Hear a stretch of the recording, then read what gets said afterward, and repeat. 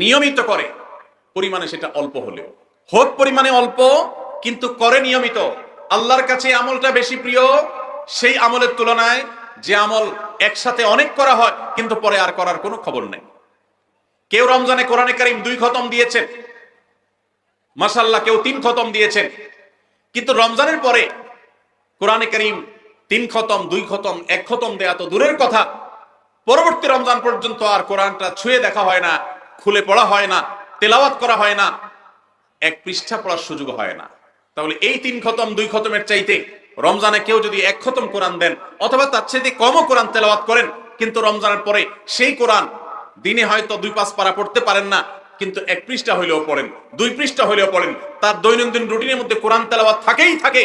আল্লাহর কাছে ওই 3 খতম দেওয়া কোরআন তেলাওয়াতকারীর চাইতে মাত্র 10 পারা কোরআন তেলাওয়াত করেছেন যিনি রমজানে, কিন্তু রমজানের পরেও সেটাকে ধরে রেখেছেন, পরিমাণ